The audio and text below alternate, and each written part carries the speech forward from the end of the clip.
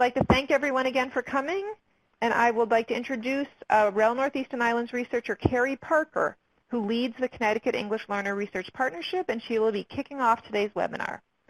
All right, Carrie, have a wonderful session.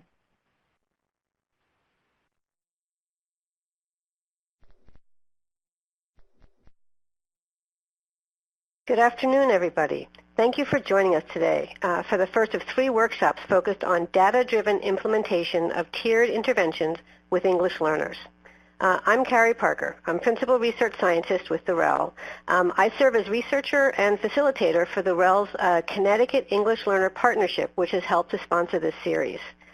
We are so excited that more than 100 people have registered for this webinar today, including representatives from at least 24 districts across Connecticut. 14 districts registered with teams of 2 or more people.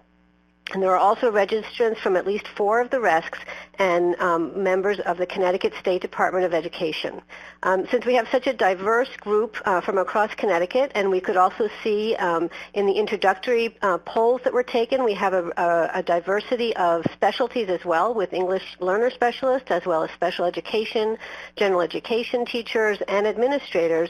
We hope that you will continue sharing in the chat so that we can get a sense of who else is on the webinar. We know that in many cases each of the little heads there for Hartford and for East Hartford and the other districts represent multiple people.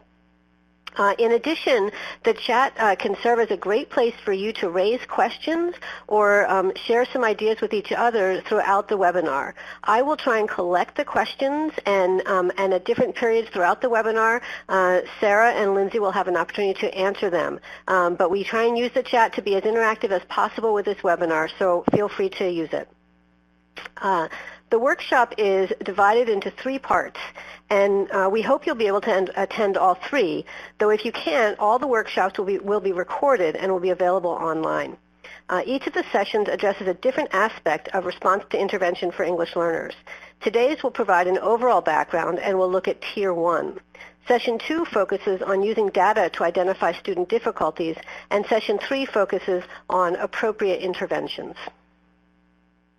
We hope that by the end of Session 3, you'll feel confident in your ability to use data to improve instruction for English learners using the RTI process, and that those of you who are attending as part of a district team will have found ways to collaborate and together design an RTI process that works in your district. Today's 90-minute session is designed to provide both information and tools, and to offer an opportunity to practice using some tools and doing some reflections. Earlier this week, I sent an email to all registrants and included an attachment with handouts for today. If you didn't get that email, the handouts are also available by clicking the link in the box that says Download Today's Files. In the email, we also recommended that district teams participate in the webinar in a face-to-face setting if at all possible. But if you haven't been able to do that, you'll still be able to participate fully today. As I mentioned, this series is part of the work of the REL's Connecticut English Learner Partnership. The partnership includes both state and district members. A number of partnership members are participating today, and we want to thank them for the work that they're doing with us to design research and technical assistance that's relevant to Connecticut educators working with English learners. And those partnership members include Megan Alubicki-Flick from the State Department of Education, Teresa DeBrito from Region 12, Pedro Mendia-Landa from New Haven, and Nancy Tracy from Ed Advance. And if I have neglected anyone, I apologize. So we've set out 4 goals for today. By the end of the session, you should have a better understanding of data-driven implementation of RTI with English learners. You should have an understanding of some issues and solutions related to over and under identification of disabilities among English learners, and you should have some ideas for Tier 1 instruction for English learners. And we're privileged to have with us 2 English learner experts from the Center for Applied Linguistics, CAL, to lead our series. And they will be the leaders of all 3 of the webinars. Dr. Sarah C.K. Moore is Program Director of Pre-K-12 English Learner Education at CAL, where she oversees projects addressing the educational needs of emerging bilingual students. Sarah has led both pre- and in-service teacher preparation in a range of settings and across grade levels. Her work at Cal primarily focuses on general educator professional development regarding sheltered instructional methods for ensuring students' development of both language and literacy, as well as content learning. Sarah holds a PhD in Educational Leadership and Policy Studies with emphasis on language policy and planning, and a master's in English as a second language curriculum and instruction, both from Arizona State University. Welcome, Sarah. And Lindsey Massoud is a senior research associate at Cal with expertise in educational linguistics, sociolinguistics, and methodologies for meeting the needs of English learners in K-12 settings. Lindsey has conducted research in the field of K-12 English language education across grade levels, utilizing a variety of methods, including surveys, interviews, and video ethnography. She brings particular expertise in specifying the linguistic demands embedded in curricula and instruction and in supporting teachers' development of skills for ensuring that English learner students have access to rigorous academic content. Lindsey holds a master's in anthropology from the George Washington University with an emphasis on linguistic and sociocultural anthropology and a BA in linguistics from the University of Maryland, College Park. And so now I'm going to turn it over to Sarah and Lindsey to begin. And I just want to note that I have seen a couple of emails coming in from different participants. And that now that I'm turning this over to Sarah and Lindsey, I will pay attention to those emails, so you may be hearing from me soon. So welcome. Go ahead. Great. Thank you so much, Carrie, and thank you everyone for being here. We know how valuable your time is and really appreciate it. We hope that the sessions are extraordinarily useful for your practice, and we're looking forward to being here together. So we wanted to quickly just introduce you to 3 sources that we'll be using throughout the presentation and drawing some content from. The IES Practice Guide on RTI in primary grades. That's not specific for ELs, but it's for RTI across all students, research-based practices. We also will be drawing on a document from the National Academy of Sciences, Engineering, and Medicine called Promoting the Educational Success of Children and Youth Learning English, Promising Futures, and another IES Practice Guide on instruction for English learners in elementary and middle school. So we will be covering content from these 3 documents throughout the presentation, and just wanted to mention that up front, that those are key resources for some of the content that we'll be talking through today. So first, we're going to do an introduction to RTI and SRBI. And we'll discuss some modifications for English learners as well as general recommendations. And first, we want to mention that, of course, there are various terms used to describe tiered interventions. Response to intervention, or RTI, is a very common term for these. Also, multi-tiered systems of support, or MTSS, another term often employed for tiered interventions. And then, of course, scientific research-based interventions, or SRBI, is the terminology used specifically in Connecticut. According to the Connecticut State Department of Education's framework document on SRBI, we just wanted to read this.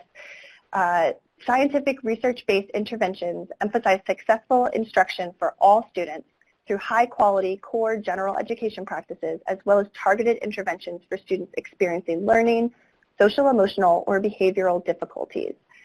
So SRBI in Connecticut, as a lot of you may know, includes a variety of key practices, including those related to the core curriculum, school-wide systems of support, school climate, instructional strategies, differentiation, common assessments, and the careful and collaborative use of data to support both decision-making regarding individual students and evaluation and improvement of educational practice around the interventions. In this series of sessions, we will use the term RTI typically, since it's employed across a variety of contexts and is a common term used to describe tiered interventions, as well as in the practice guides that we're presenting. But some content will also derive from Connecticut's documentation on SRBI. So to that end, we wanted to briefly mention that in Connecticut, SRBI is, of course, contextualized within the state's Accountability for Learning Initiative, or CALI, which emphasizes positive school climate, leadership, and SRBI, with the ultimate goal of improved student learning through holistic accountability. Key components of this overall approach are demonstrated in the inner circle and are shown to feed into one another. We're showing this because it's important to see up front that SRBI is a key part of Connecticut's overall approach to effective instruction for all students, and it's integrated with and impacted by a range of other factors, including school climate and culture and educational practices involving a wide range of school staff. So we wanted to just keep that in mind as we go through the session. So before we get started and jump into the content, we'd like to get a sense of who's here and what your experiences have been with implementation of RTI for English learners in your schools and districts. So the needs assessment questions appear on your screen. There are 6 of them. Please answer each question. You can answer as a team if you're meeting as a team, or you can answer individually if you're meeting individually. So you'll see there are 6 items, and we just wanted to get a sense of where you all are in terms of RTI for English learners.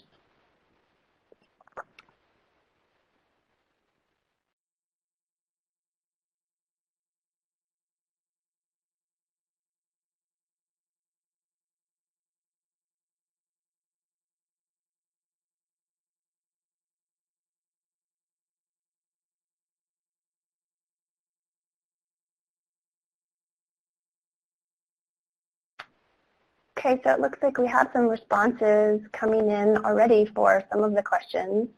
So for the first question, my school district has challenges in implementing RTI with English learners. It looks like most of you agree or strongly agree, so which is why you're here, I assume. That's great. I'm glad we're together and hope this affords some opportunities to reflect on ways that those processes can be improved and ways that you can talk to each other about that.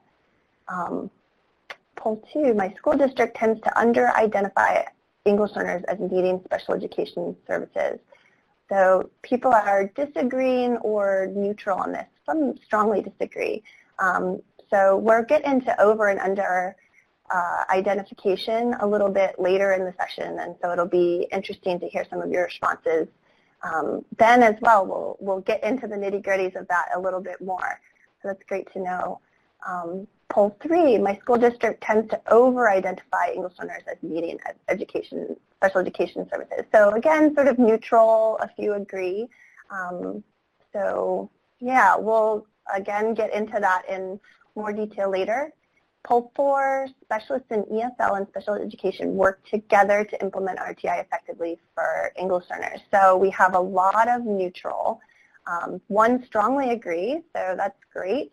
And a number of disagree or strongly disagree. So one of our key goals is here to share expertise and figure out some ways that schools and districts can help different educators work together to implement RTI most effectively for English learners. So hopefully we'll see that flip by the end of our 3 series. Okay, poll 5, staff in my school district need more knowledge about how to implement RTI. Yes. Strongly agree. Great. We're glad that you're here. Poll 6, staff in my school district need more or better tools. Also strongly agree.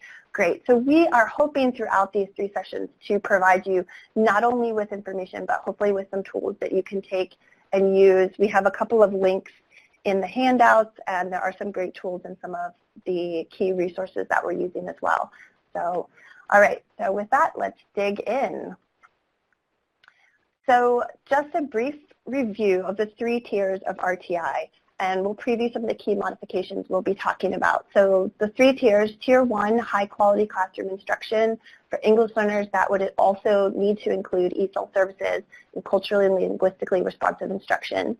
Tier 2, supplemental instruction and interventions for English learners. Those should involve ESOL staff and differentiation for English language proficiency. Tier 3, even fewer students, very intensive interventions.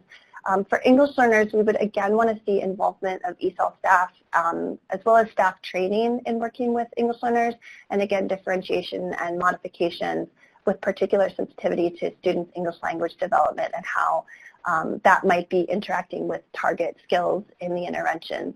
And throughout the process, screening, assessment, and progress monitoring for English learners, we'll talk about, again, involvement of ESOL specialists and as well as assessment and screening tools that are researched with English learners and available in students' first languages if possible. We know there are some in Spanish, not always easy to find in other languages, but whenever possible, that's a great benefit. And then consideration of a broad range of data and comparison with true peers, which means students who may have similar language background and other characteristics to the student. And we'll talk in more detail about each of these. So throughout the series, we're going to come back to a couple of fictional students, Isabel and Adnan. They are also on the first page of your handouts. And you can read a little bit about them there, and we'll briefly introduce you to them and then come back to them throughout. So Isabel is a 4th grade student. She is an English learner, scored approaching proficient on her English language proficiency exam, speaks Spanish at home, which we know from her home language survey as well as personal interaction with her. She was born in the United States, and she does well in math but struggles with literacy. And we know that from a variety of data sources, both standardized assessments, formative assessments, and screening tools. And here is Adnan. He is a 2nd grade student, also an English learner, but scored not proficient on his English language proficiency exam, speaks Arabic at home, recently arrived from Syria as a refugee, and his English reading and writing is below grade level, which of course we would expect it to be as he's a new English speaker, just learning English. But part of what we want to address throughout this series is how to ensure that we're not assuming why a student is struggling in school, that we are looking at a variety of data. We're looking at how they're doing in English, how they're doing in content scores, and that kind of thing. So we'll look a little bit more throughout as how we can really figure out why he's struggling in that way. So we also want you to think of a student that you work with, maybe one that you've worked with or are currently working with, their grade level, what is their English proficiency, how did they score on the standardized assessment, as well as what's your experience with speaking English with them, what is their home language, what country are they from, what are their strengths, and what do they struggle with. And you can jot some notes if you want about your student again on page 1 of your handouts, and just come back to thinking about that student throughout the session. If you want to jot some notes in the chat, we would welcome that about a student that you're thinking of, maybe using the pseudonym if you want to protect their anonymity, but maybe just jot some notes about a student that you're thinking of that you can dedicate this work to. So throughout this series, we'll be talking about a variety of data sources that you can use in determining RTI tiers for English learner students and appropriate supports. So these include standardized assessments that would be content assessments like Smarter Balanced, also English language proficiency assessments such as the Lost Links in Connecticut or the WIDA assessment elsewhere. These would include formative assessments that can provide information about a range of student knowledge and skills, screening and progress monitoring tools that are used for the RTI process. School records can provide some information about students' backgrounds, and personal interactions both with the student as well as with parents and families. And it's important with all students, but especially English learners, to try to develop a comprehensive, broad view of each student in order to understand how various elements of their backgrounds, experiences, knowledge, and skills in both English and their home language are impacting their participation and performance on academic tasks.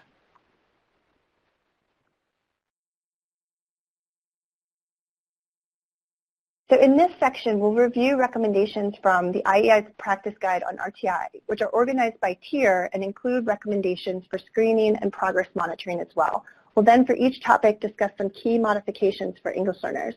Many of these items will be discussed in greater detail in sessions 2 and 3, but we wanted to provide an overall picture of how RTI can be implemented with English learners and key factors that your local team might want to consider. And if you look at your handouts on pages 2 to 4, These slides are summarized there, as well as some thoughts about Isabel and Adnan, and space to jot some notes about your own student as well if you choose to do so.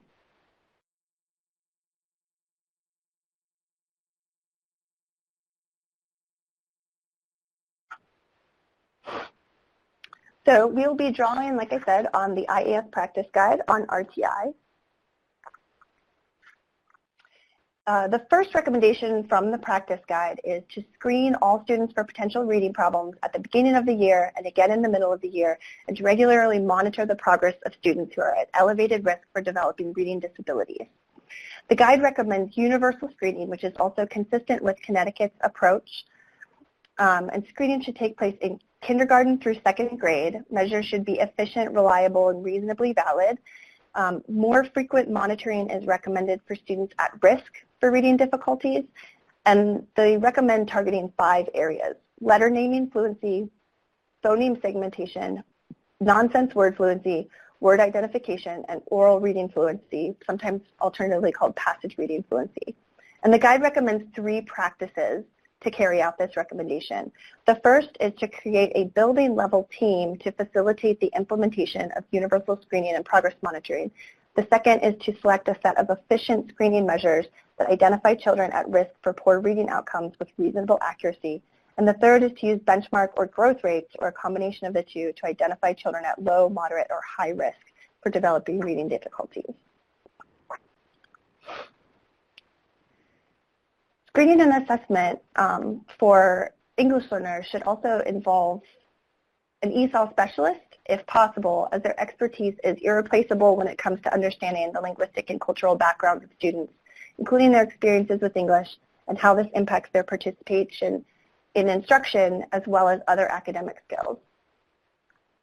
In addition, diagnostic assessments and screening tools should be appropriate for English learners.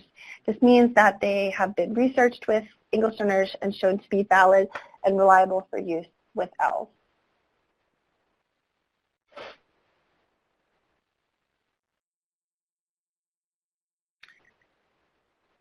And when interpreting data, educators should also take care to make sure that determinations aren't made based on standard benchmarks or only one score. As we mentioned, instead review students' performance on English language proficiency, other language assessments, as well as factors related to their backgrounds, including, for example, prior schooling in the U.S. and the home country. It can also be helpful to look at students' true peers, others whose English language proficiency, first language, and prior schooling, for example, are similar. Comparing students, however, should be done with great sensitivity to the wide range of factors that can impact academic performance. Decisions should always involve thoughtful collaboration among staff representing varied areas of expertise, including those with backgrounds in special education and ESOL.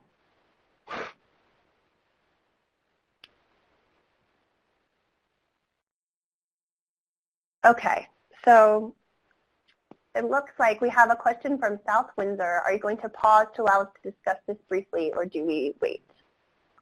Okay. So I think if you want to discuss this, this might be a good time for a little bit of discussion, and you guys can post. And maybe think about Isabel and Adnan. So based on what we've seen so far, how do you think that this would play out for them? What are some things that you think should be considered with regards to Isabel and Adnan, with regards to screening?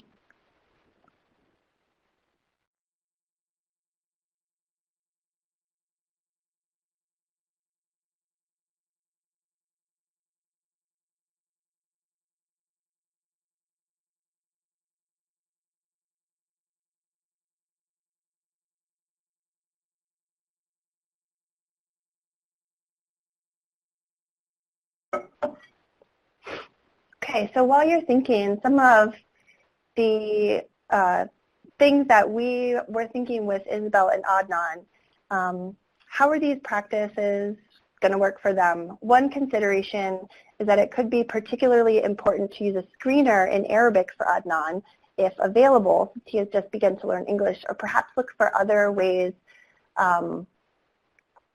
to try to assess his experience with Arabic. So try to get a sense of his language skills in addition to his English language skills. It may be a way to try to get a sense of where he's at. And then for Isabel, maybe consider her screener results in comparison with true peers, perhaps other U.S.-born Spanish-speaking students with similar English language proficiency scores, something like that. Does anyone else have any other thoughts? Feel free to post them in the chat. Great. Jocelyn says consideration of contrastive analysis of both language. Fantastic. Yeah, and this is where it's really useful to try to tap into any resources within the local context, whether it's an ESL teacher or someone from the community that is proficient in both of the students' languages, both English and their home language.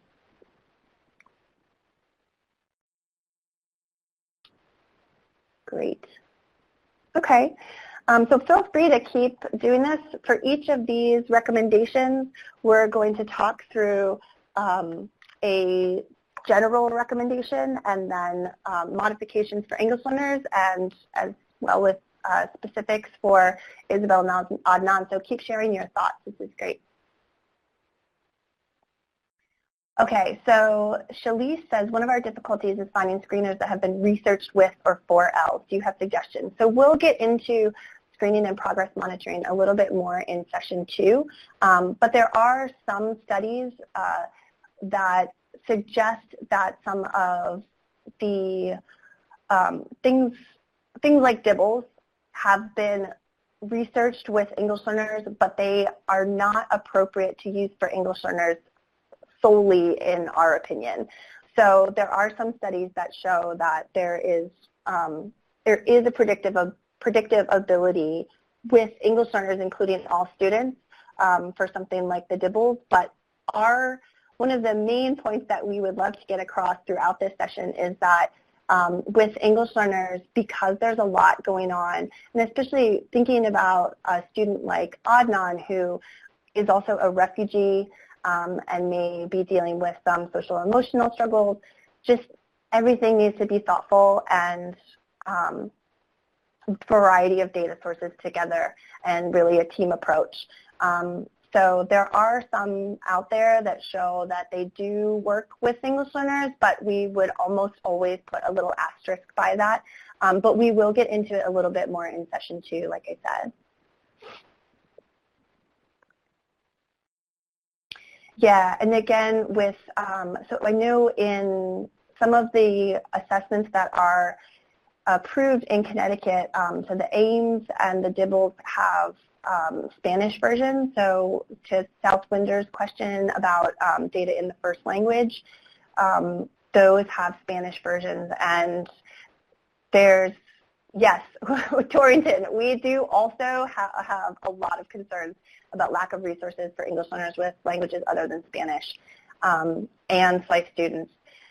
It's really a struggle. I think that that's why we really are advocating for use of a variety of data, and if you can get information from families, it's not the same, it's not ideal, but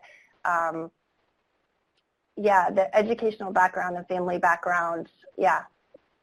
Jocelyn's point, see if Adnan is a SLIFE student, absolutely, you would definitely want to know that. And I think, yeah, just trying to get as well-rounded a view as possible with as much data as possible. And we are continuing to try to see if maybe there are some other resources with regards to other languages and things that have been created. So we're continuing to look into that as well, and we'll let you know if we find others. District. We are wondering about human resources to assist us in administering the assessments. Yes, it's a great question. I think I'm not going to get into that right now. That's a really big sort of systematic question, and I think we'll push forward for a bit, and then we'll keep thinking about those things, and I think it may be a useful thing to talk about with your groups too based on your local context. So, all right. So let's talk about Tier 1, the IES Practice Guide general recommendation, provide differentiated reading instruction for all students based on assessments of student current reading levels. The guide recommends some specific differentiation strategies. We'll discuss Tier 1 in greater detail later in the session, so we won't spend a lot of time right here, but we'll get into this a little bit later. As we discussed in Tier 1, you definitely want to have ESOL, English language support and differentiation within the core curriculum, and culturally and linguistically responsive instruction. For Isabel and Adnan, you might want to think about for Adnan, as we've discussed, he may have experienced trauma as a refugee fleeing from Syria, and teachers should take that into account when observing his interactions with peers, administering formative assessments, providing feedback on the ways in which he participates in classroom activities. Sensitivity to socio-emotional needs may be particularly important for him in order to support his full participation in Tier 1 and ensure that he is making the progress that he needs to make. And for Isabel, of course, since she is a Spanish speaker, there are a lot of Spanish resources, more so, of course, than for other languages, Spanish, English, cognates, and that kind of thing. If you have any other questions and thoughts, feel free to add them as we go, and I'll watch for them. We'll keep going in the meantime. For Tier 2, the IES Practice Guide general recommendation is to provide intensive systematic instruction on up to 3 foundational reading skills in small groups to students who score below the benchmark on universal screening. Typically, those groups meet between 3 and 5 times a week for 20 to 40 minutes. They recommend that these are homogeneous groups, 3 to 4 students, and use curricula that address key components of the target skills, and that instruction should be systematic and build over time. They recommend 3 practices to carry out the recommendation. First is to use a curriculum that addresses the components of reading instruction, phonemic awareness, phonics, vocabulary, comprehension, and fluency, and relates to students' needs and developmental level. And they recommend implementing the program 3 to 5 times a week for 20 to 40 minutes, and to build skills gradually, providing a high level of teacher-student interaction with opportunities for practice and feedback.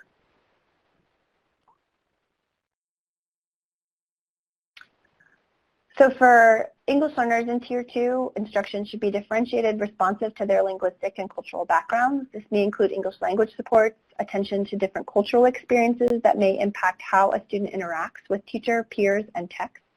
In addition, although Tier 2 is often implemented in small group settings, this is particularly important for English learners, and care should be taken to reduce group sizes as necessary to ensure English learners' needs are being met, both with regards to the skills being targeted through the intervention, as well as any English language skills the students are still developing.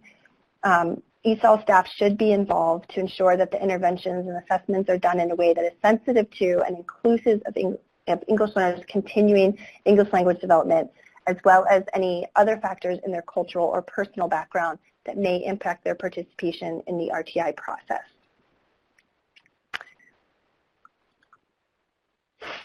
So thinking again about our friends, Isabel and Adnan.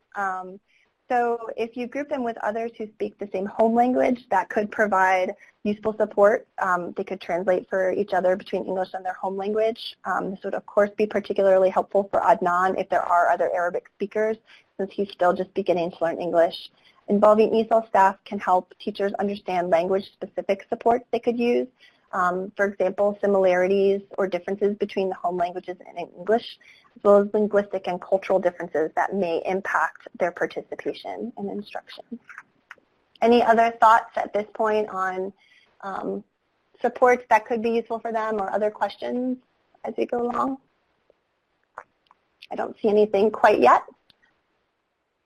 Okay.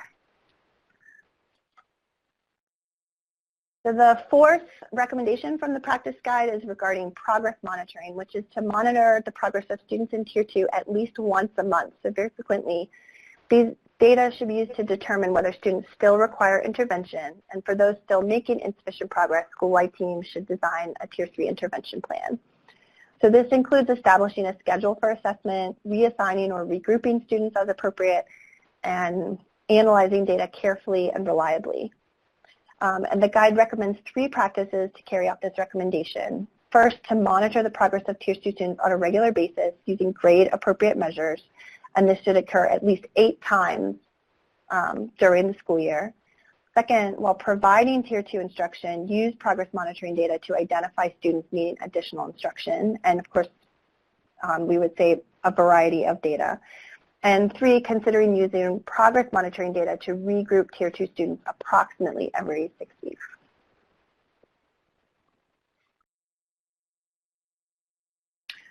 So for English learners, when monitoring their progress, it's very valuable, as we said, to assess students both in the language of the intervention as well as their home language whenever possible, and possibly trying to get information from other sources other than assessments about their home language use to the extent that you can from families or other sources.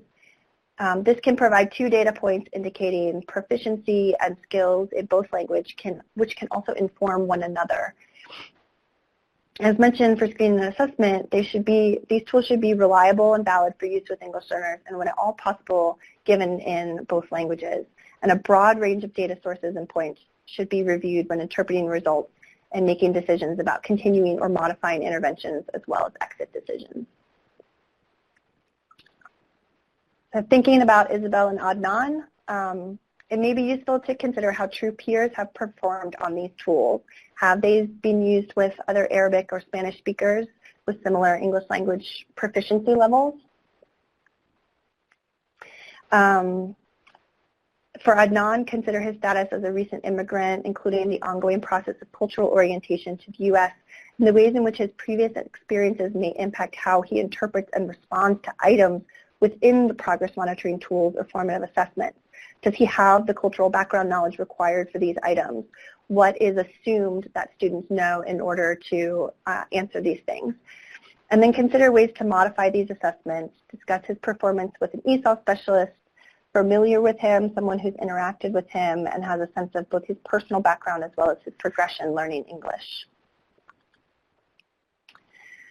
The 5th and final recommendation from the IES Practice Guide is regarding Tier 3 to provide intensive instruction daily that promotes the development of various components of reading proficiency to students who show minimal progress after reasonable time in Tier 2 small group instruction. This includes focusing on a small number of high priority skills in a one-on-one or small group setting and regular progress monitoring which can demonstrate whether the program is working for the students or whether changes need to be made. And they recommend 6 practices to carry out this recommendation. The first is to implement concentrated instruction focused on a small but targeted set of reading skills. Second is to adjust the overall lesson pace. Third is to schedule multiple and extended instructional sessions daily. Fourth, to include opportunities for extensive practice and high-quality feedback with one-on-one instruction. And to plan and individualize Tier 3 instruction using input from a school-based RTI team. And finally, to ensure that Tier 3 students master a reading skill or strategy before moving on. So for English learners, again, we want to address student-specific learning needs, the target skills, their English language learning needs. They need to be supported in their English learning in order to meaningfully engage and successfully engage with the content of the intervention.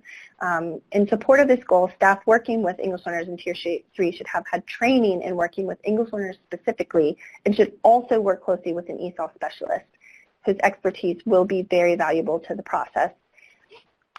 For Isabel and Adnan, for Isabel, maybe consider drawing on Spanish language resources to bridge her Spanish language knowledge with skills in English. Consider her performance on formative assessments in Spanish if available, and use those in evaluating her needs for English language development. And for Adnan, consider that his language background includes an introduction to writing with a different alphabet, and that it may be useful to provide scaffolding around the English alphabet using his concept of alphabetic script from Arabic as a useful starting point. Okay, so that was a lot that just got thrown at you. We want to take a little bit of time to reflect as a group. So take about 3 minutes, either with your group or if you're on your own, just do some self-reflection to think about the ways in which you've seen the use and integration of these practices in your local context. So take 3 minutes. You can assign a moderator, timekeeper, recorder if you want to have some roles for your group. And then we'll have people post within the chat. So you'll see the chat there. What are some key themes or takeaways among these practices for implementing tiered interventions with English learners? And then the practices are there to the right.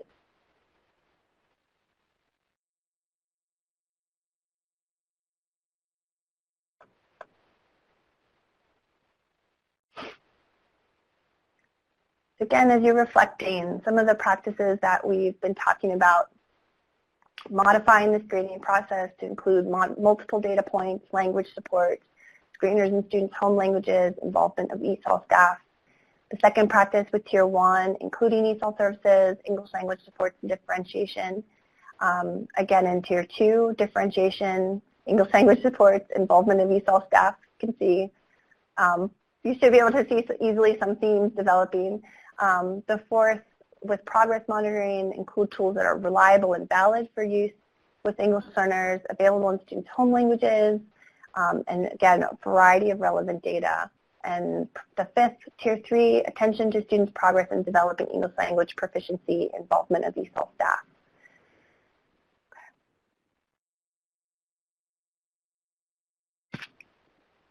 Oh, great. So we have some responses coming in.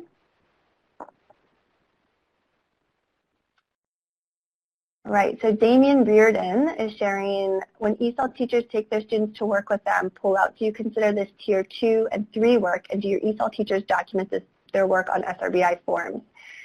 So, no, I would not consider that Tier 2 and 3. I would consider that, so we want to differentiate that the SRBI process, and you all can comment in the notes if you have a different understanding in your local context in terms of how your district views it. But what we want to differentiate is that we have English language, we're addressing English language, and we're addressing possibly other difficulties or potentially even disabilities that students are struggling with. So we want to make sure that we are prioritizing the inclusion of ESOL support to students to develop their English language proficiency, but that Tiers 2 and 3 are to work on very specific skills and identify ways in which students may be struggling and eventually, potentially, even be identified as needing special education services. So I think we want to differentiate that and say that ESOL support is not the same as SRBI in our view. So if anyone else has some comments on that, I'd be interested to hear if there are any other views on how that plays out at the local districts.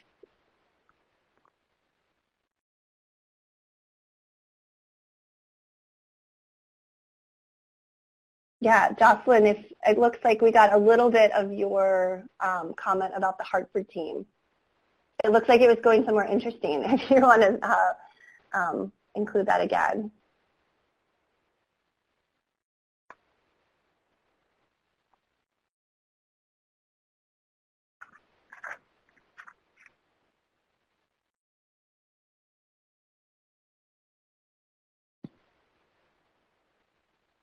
Okay, so East Hartford shared importance of continued language support through Tier 2 and 3. Yeah, absolutely.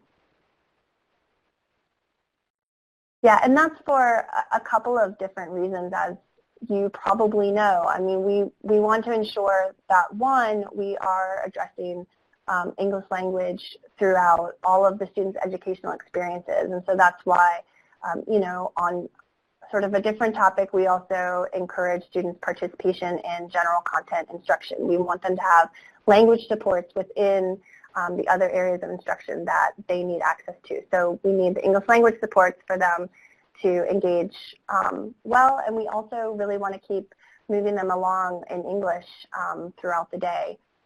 So it's really important to have that woven throughout everything that an English learner does throughout the school day.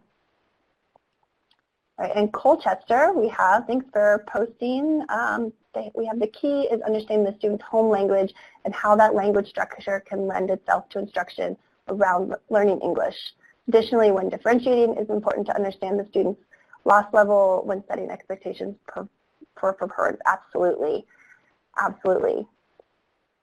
Yeah, and we would also say those levels, if you can also have information about the different domains of English, reading, writing, listening, speaking, if you can understand a little bit about where students might be doing better or need some extra support in learning English as well. So their overall proficiency, but then also some sort of differentiation of the different skills within English. It's also really useful. Great. Yeah, and obviously, too, the connections between home language and English, some of the connections are obvious. I mean, Spanish, we all know there's lots of cognates and there's some similarities and that kind of thing. With a language like Arabic, it's harder to see the connections, but really trying to see the students as bringing skills with them. So like we talked about with Adnan, he may have some experience with Arabic writing already, and that's concepts of print in terms of alphabet can still be drawn on even if the languages have some real great differences.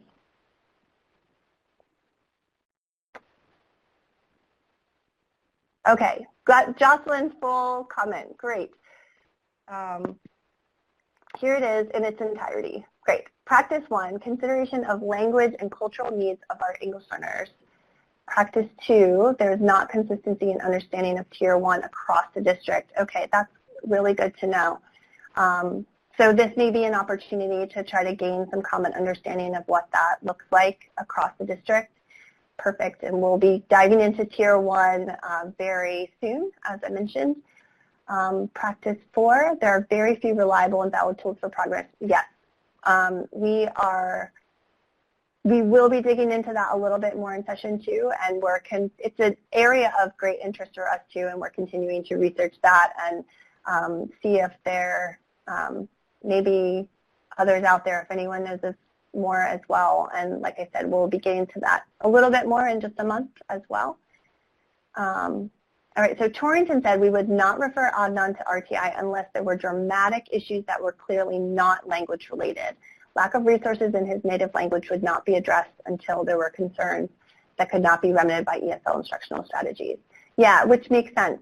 And so we'll get into, in session 2, we'll get into this a little bit more, but one example of a case where maybe you would refer Adnan for Tier 2 is maybe if there are a few Arabic-speaking students at a similar level in the school, and maybe on some of the screening tools he falls behind them on a specific skill, then maybe you start asking more questions. But yeah, we don't want to conflate language and disability, and we'll get into that a lot in the second session. Okay, so I think we need to move on, unfortunately. I love that we've really got a lot coming in, and I want to keep going through, but I think we need to move along, and we can keep the chat open. But I'm going to hand it over to Sarah to talk about best practices for Tier 1. Hello, everyone. Thank you for being here with us today. We're really excited to be a part of this 3-part webinar series. So in this next section, we'll go into somewhat greater depth looking at best practices for Tier 1 or general classroom instruction that supports all students. We'll look at Tier 2 in greater depth in the next session and Tier 3 in session 3. High-quality Tier 1 instruction is especially critical for English learners because they need to be well supported in the general education classroom with appropriate instructional strategies that promote integrated language and content development for all students. Supporting ELs well in the general education classroom can mitigate risks of inappropriate identification in that students' English language learning needs will be addressed and can be better differentiated from other learning needs that may result from different learning difficulties a child may be experiencing. So in addressing Tier 1 best practices, we'll focus on the 4 recommendations from the IES Practice Guide, Teaching Academic Content and Literacy to English Learners in Elementary and Middle School, which Lindsay introduced a bit earlier. The guide recommends 4 practices for vocabulary instruction. First, choose a brief, engaging piece of informational text that includes academic vocabulary as a platform for intensive academic vocabulary instruction. Second, choose a small set of academic vocabulary for in-depth instruction. Third, teach academic vocabulary in depth using multiple modalities, so that is to say writing, speaking, listening, and reading. And teach word learning strategies to help students independently figure out the meaning of words.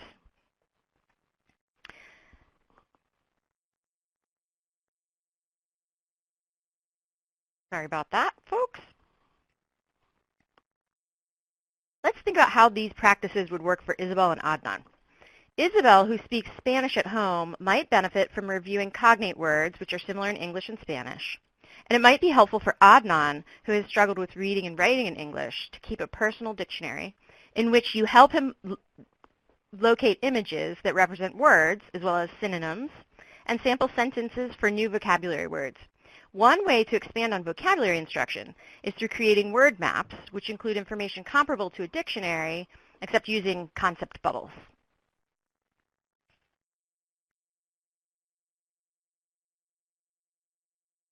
The guide recommends 4 practices for integrating oral and written English language instruction into content area teaching. First, strategically use instructional tools, such as short videos, visuals, and graphic organizers, to anchor instruction and help students make sense of content. Second, explicitly teach the content-specific academic vocabulary, as well as the general academic vocabulary that supports it during content area instruction. Third, provide daily opportunities for students to talk about content in pairs or small groups. Fourth, provide writing opportunities to extend student learning and understanding of the content material. Let's think about how these practices would work for Isabel and Adnan. Isabel might benefit from generating interaction with schemata and text, or GIST. GIST is an activity in which teachers invite students to read a short text and highlight academic or other vocabulary while reading. After reading, they exchange summaries of the content of the passage in a small group or with a partner orally. Next, the small group works together to rewrite the passage in a way that maintains meaning and the key vocabulary, but might be in more accessible language. For Adnan, who arrived recently and has lower English proficiency, you might consider integrating sentence starters for him during an activity like GIST, so he can practice oral English and use them to scaffold his writing.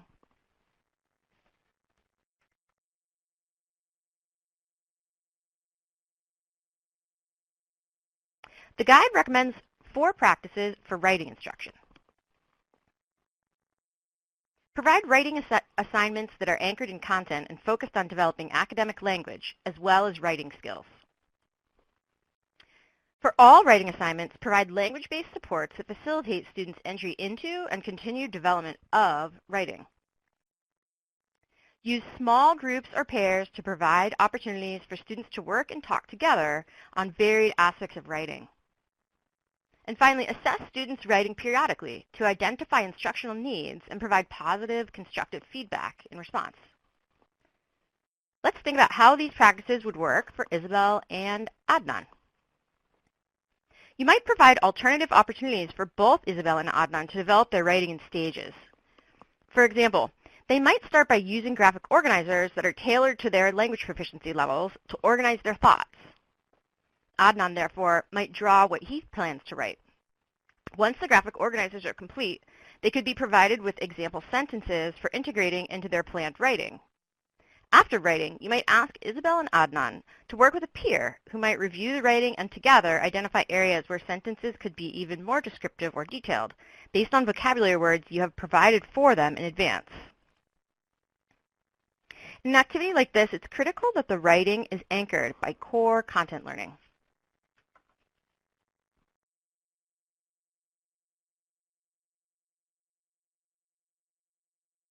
The guide recommends 5 practices for small group instructional interventions. Use available assessment information to identify students who demonstrate persistent struggles with aspects of language and literacy development. Design the content of small group instruction to target students' identified needs. Provide additional instruction in small groups consisting of 3 to 5 students to those struggling with language and literacy. For students who struggle with basic foundational reading skills, spend time not only on these skills, but also on vocabulary development and listening and reading comprehension strategies. Provide scaffolded instruction that includes frequent opportunities for students to practice and review newly learned skills and concepts in various contexts over several lessons to ensure retention.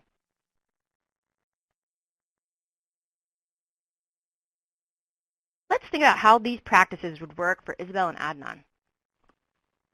For Isabel, you might choose to group her with other native Spanish speakers and invite them to speak and write in their native language. For Adnan, before grouping, be sure to account for his experience as a refugee and allow him to listen to others without pressure to participate in the beginning. He may be invited to participate by selecting cards that represent content from a story, feelings, numbers, or other types of information. In this way, he can share his answers despite his English proficiency level.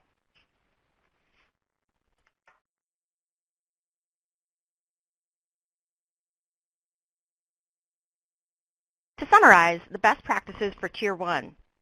Focus on vocabulary in depth over meaningful amounts of time. Ensure you're accounting for all 4 language domains.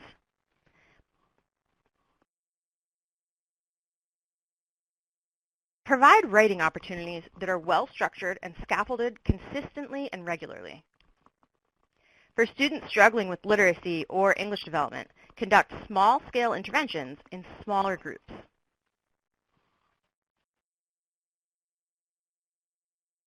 So here's the opportunity for us to chat some more. Transitioning from talking at, if you will. In reflecting on some of these practices for Tier 1, I'd like to hear from you about your context. Which of these practices do you see in use regularly at your school or district, and which would you like to see implemented more regularly? Discuss with your team members. Consider assigning a moderator, timekeeper, and recorder. Have the recorder post your group's response in the chat box. We'll take about 5 minutes for you to confer with colleagues.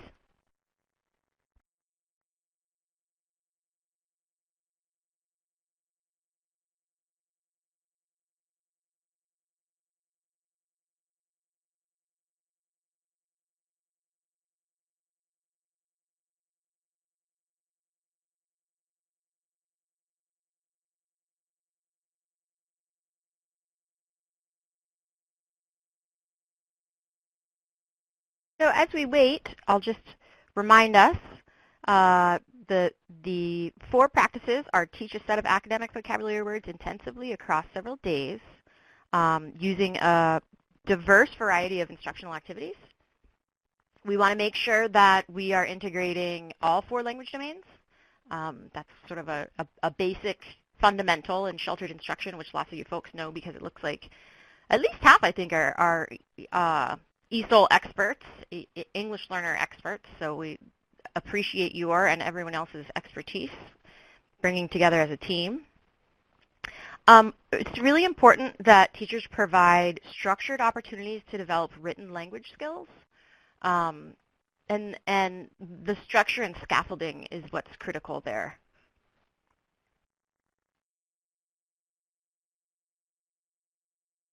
And then for kids who are struggling with literacy and English language development, we want to take advantage of small group instructional interventions. So that word intervention sounds intense, but it just means employ methods sheltered instructional methods that you know will help to scaffold the access to content for English learners.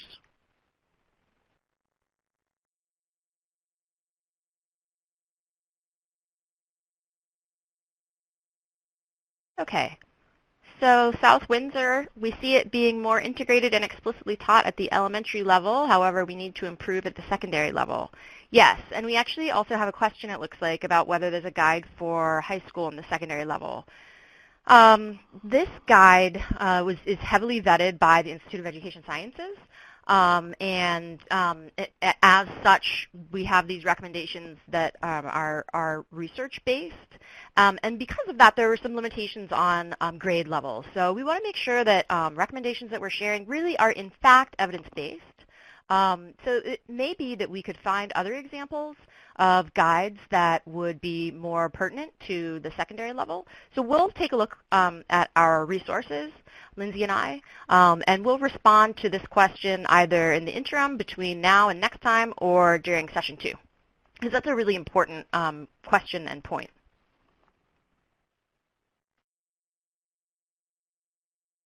So Colchester says, we would like to see more intense instruction of academic vocabulary across several days. We do integrate oral and written into content area teaching, with limited, albeit with limited support. We do provide practice 3 and 4 as well through a combination of English learner intervention and classroom intervention. Yeah, I mean, I think we have pretty strong evidence from recent research that vocabulary plays a critical role in English learners' access to core content and English language development. These recommendations, a couple of them do really focus on vocabulary. One of the things we also wanted to keep in mind, which we'll get into just briefly in the next section, is to also think more broadly about discourse patterns. And this may apply more particularly to the secondary level. So vocabulary is just not about words. It's about word order, and it's about phrasing, and it's about words that can have tricky meanings. So yeah, I think this idea of academic vocabulary broadly, not just words, across several days. So we're being really consistent. We're really sort of hammering in this learning in a diverse range of sort of instructional strategies and context, so that kids continue to see this stuff in different settings, so that they're recognizing these key discourse patterns, or if it is a particular vocabulary word or words. So great. All right, I think we'll move on.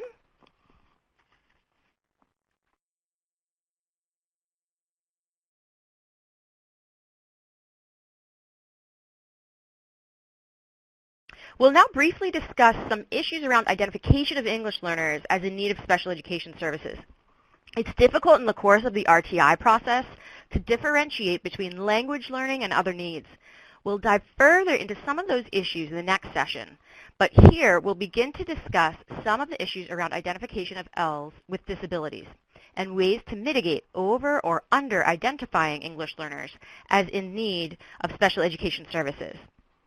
To that end, we'll review findings reported in Promoting the Educational Success of Children and Youth Learning English, which is a 2017 publication of the National Academies of Press.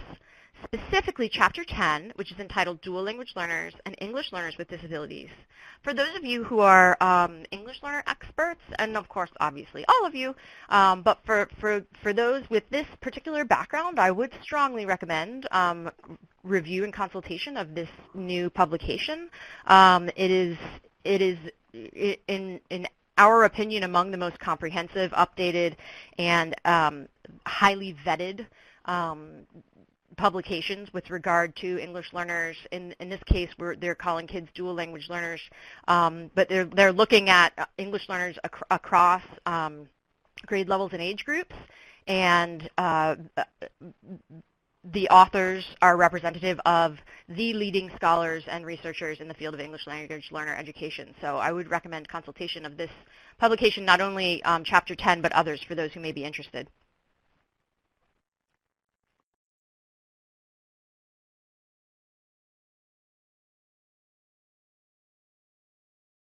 So we're going to take a moment to ask you a couple questions about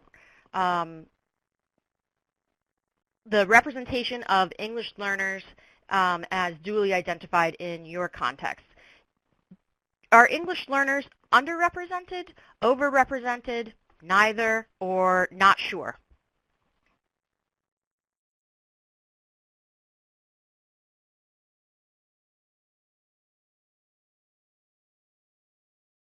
So it looks like,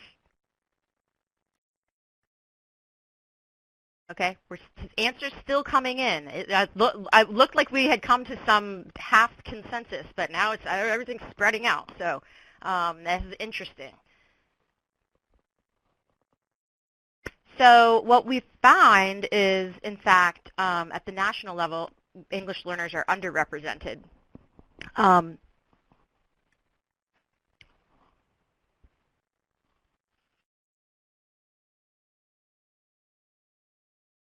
Even though they make up 9.5% of the general student population, they are only 8% of students who have been reported with disabilities and reference for special educational supports. It's important to note, however, that the prevalence of language impairment among English learners is the same as that in monolinguals. So what we're going to do is, on the next several slides, we'll present statements regarding English learners. After each statement, take a few moments and think about whether you think it's true or false. Then we'll share the correct answer and review further information. For the following slides, use the hand-raising tool to indicate your response. Raise hand to indicate true, and do nothing to indicate false.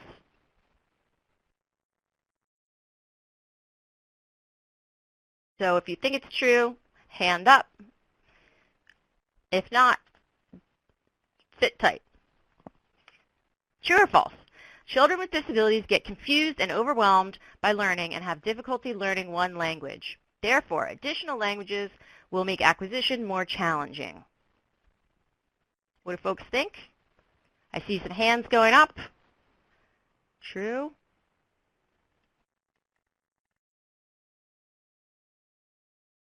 Okay, I presume that means most people think this is false. So let's see what our answer is. Yes, it is false. There is no evidence that those with disabilities get confused or overwhelmed or have additional difficulties from learning 2 or more languages. English learners with a language impairment can and do become bilingual and biliterate. True or false? Language varies depending on the subject area being taught. Hands up if we think it's true. I guess I kind of clued you in a little bit earlier. Whoops, I didn't think about that. All right, many people think this is true. Looks like a lot of the districts, the groups, have come to maybe consensus over there and in conferring independent of our large group and think it's true. All right. True. Different academic subjects tend to use specific vocabulary or sentence patterns. Many educators have heard about, quote, the language of math or the, quote, language of science. This refers to the idea that different academic subjects tend to use specific vocabulary or sentence patterns, and that these must be actively learned by students, particularly if they're English learners. For example, science assignments might require the ability to make predictions supported by evidence, using sentence frames like, I predict X because Y.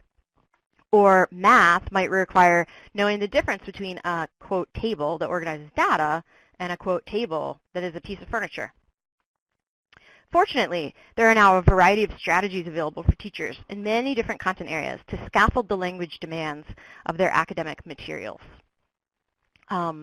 And, you know, part of what's tricky here is the language demands, we sometimes call them embedded. So they're not quite explicit. You have to sort of understand that they're there. One of the things that we've been talking a lot about is teachers as educational linguists. So it's being able to recognize some of those embedded demands, those implicit hidden meanings and other linguistic issues. True or false? Code switching between 2 languages during a conversation reflects confusion and inability of children with disabilities to keep the 2 languages separate. Therefore, it's a sign or a cause of language impairment in ELF. Who thinks this is true?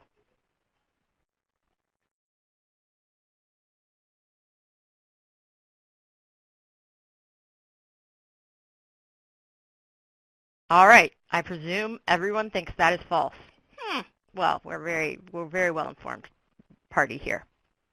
Code switching is a normal grammatical and affective behavior in all English learners, including those with disabilities. It is not associated with language impairment and is equally present in typically developing English learners and speakers of more than one language. Code switching is neither a sign nor a cause of language impairment. So our colleagues, someone who was on the CALS board, Ophelia Garcia, and others have done a lot of work and is sort of trending in the field, this notions around translanguaging, this idea that languages do not exist independent of one another among multilingual and multiliterate speakers. So fortunately, there's been some shift, and I think it's fairly fairly widespread that bilingualism and code switching is a natural part of bilingualism. We can make the argument that, in fact, it demonstrates more sophisticated levels of proficiency. If we're working with younger kids, you might consider using, for example, children's books that involve code switching. Skippy John Jones, for example, I was reading with my son last night, has code switching in it between English and Spanish. All right. True or false? Researchers agree that most English learners need 4 to 6 years to become fully English proficient. Some suggest that it may take up to 10 years. All right, true or false? Who do we see? Okay, I see lots of trues, lots of trues, lots of trues.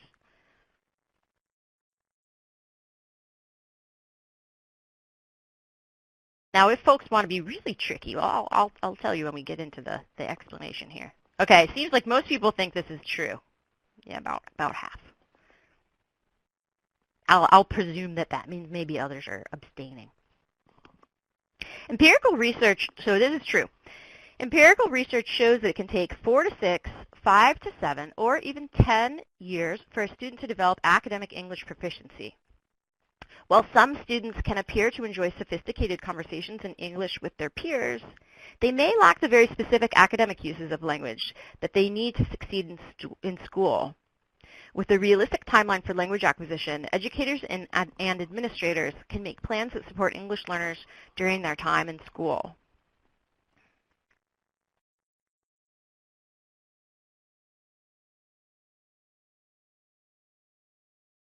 All right, true or false?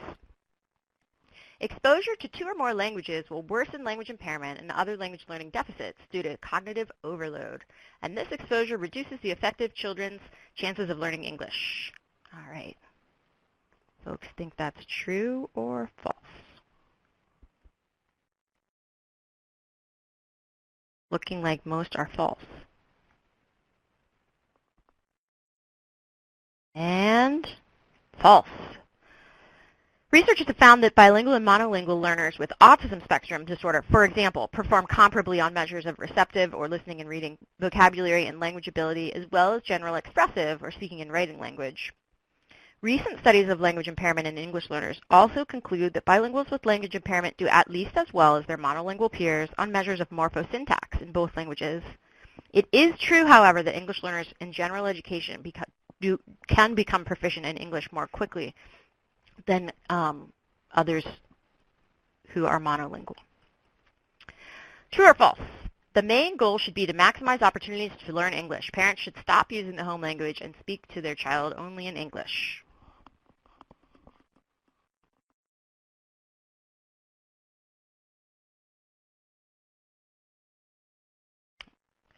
All right, everyone's on to this one. False. Growing up with 2 languages does not appear to have a negative impact on language acquisition. Overwhelmingly, English learners are likely to learn English without the need to exclude native language from the home. Robust body of evidence demonstrates that strong native language skills better promote acquisition of a second language. For English learners with disabilities especially, detrimental effects may be more likely when parents only speak English to their children. Researchers recommend parents speaking the home language because it facilitates social interaction and, in turn, both linguistic and social development. So especially with English learners, who may be dually identified or were under review.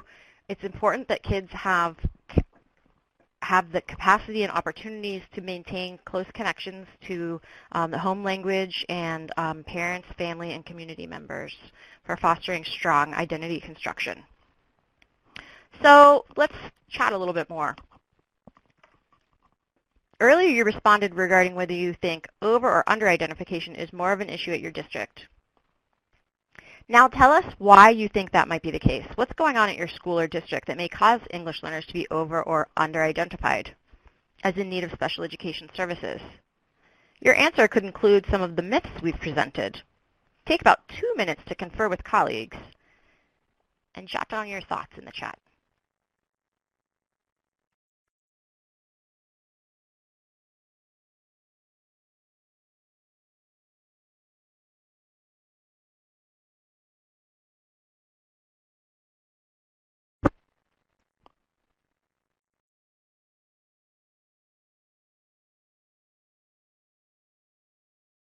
So part of sort of anecdotally, what I think has gone on in our field is we got really good about being cautious around referring English learners to special education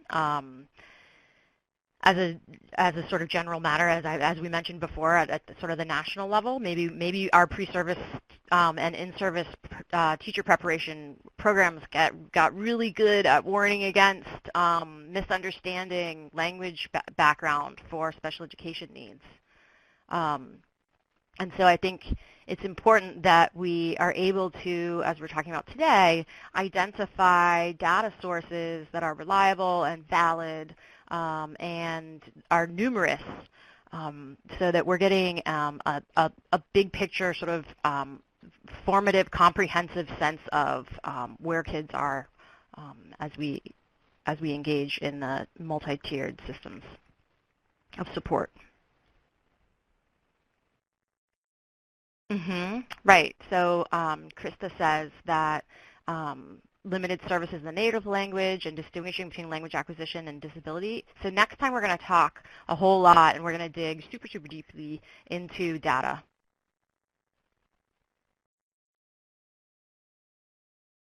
It's hard to get an accurate measure.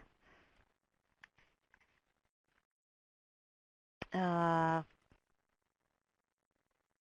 here we have the language diversity can be a big challenge. We're going to, after the session, go through and take a look at comments and questions, and we can, because we have this wonderful opportunity to be a little bit more closely connected with you, we can follow up via emails in the interim or in the next session. So I think we will move on.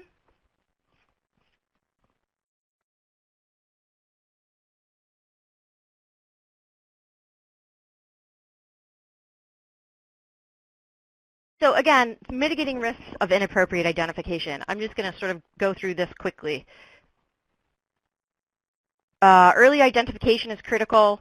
A core premise is differentiating between language learning and disabilities, and then again, the reason we're here, coordination across staff. Now I think Carrie is going to lead us in some questions. Sure. So thanks, everybody. This has been great to have so much interaction, and I really appreciate the way people are participating in each of the different chats. And as an interactive webinar with both district teams and individuals, we've worked hard to try and account for everybody's different way of approaching the webinar, and we appreciate your patience for all the different things that we're doing. So we do have a couple of questions, and I'm going to start with one that Jocelyn raised. It's sort of a comment that opens the ability for conversation. So Sarah and Lindsay, I'll read it out and have you guys then respond to it. In an earlier question, someone asked about progress or regarding progress, and the KELP language proficiency descriptors provide a guideline to demonstrate progress. But we don't have a lot of research on KELP to determine a timeline for monitoring progress. So the relationship between monitoring progress and the KELP language proficiency descriptors. Sure. So I think with the CALP, as well as with any English language proficiency descriptors, it's hard to identify like a specific timeline or a specific process that students go through. So I think that typically there's a progression that is that's demonstrated within the CALP as with other English language proficiency descriptors, but these progressions, it's never sort of a single lane road, if you know what I mean, and there's not a very specific timeline for doing so. So I hope that this is sort of getting at your question. I'm a little confused about exactly what you're asking, but I think basically we never want to see those as like, this is exactly the process that all students go through in exactly the same time. And so we want to look at those and see that some language skills are prerequisites for others, but that students really develop English in ways that are also individual and are also impacted by whatever else they're dealing with in terms of potential disabilities or other academic experiences and other language experiences. So language is something that is a product of our experience. And so it's not a process per se, it's a product of a collection of a million experiences that we've had in English and in any other languages. So I think with regards to a guideline to demonstrate progress, I think we can use the CALP and other English language proficiency descriptors as guideposts, but not as like a recipe, or this isn't necessarily how it would go. You can add to the comment if that's if I'm not getting quite at your question. And Sarah, did you want to add anything else about that? So let me just jump in because we have very little time left, and we want to make sure that we get to everything. And so I wanted to do two things. One is Sarah is going to talk about the issue of assessments in multiple languages.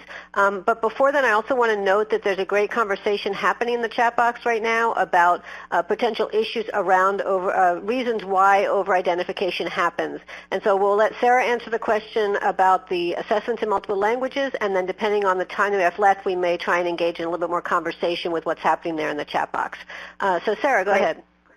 Sure, right. So I don't want to take too much time because I think we can just send this out, but there's some research that's been done by Kendall King and Martha Bigelow out of the University of Minnesota, and they have identified assessments not only in English but also Arabic, Chinese, Oromo, Somali, Spanish, and Swahili. So we'll send that information out to folks. Okay, great. So then let's just take a minute and look at the comments from Jocelyn and Shalise and people in Wallingford that over-identification is an issue due to the lack of differentiation in Tier 1 instruction and a lack of understanding about language acquisition, and that there's not sufficient monitoring of Tier 1 and 2 to properly understand growth versus proficiency. And Shalise was echoing that, and Wallingford as well. So Sarah or Lindsay, I don't know if you have any feedback to that. Yeah, this is great. Yeah, I think this goes to a lot of what we've talked about throughout all sections of this this first session. Which is kind of a nice way to tie it all together. So what we want to see in the end is appropriate identification of interventions and supports for students. And so if you have more supports in Tier 1 and more appropriate instruction in Tier 1, you will see English learners progress more steadily. But this is also why Wallingford makes the point, we also use screening tools that are not appropriate for ELS. So one of the main things, and we'll get into this more in session 2 when we talk about screening and progress monitoring, is that you really don't want to just use cutoff scores for English learners that are the same for other students. You want to think about what skills are being assessed, and then think about is there a way to get that information about how they might do with that skill in their first language. And that's why you want to try to round out the picture, use multiple sources of data rather than relying on cutoff scores.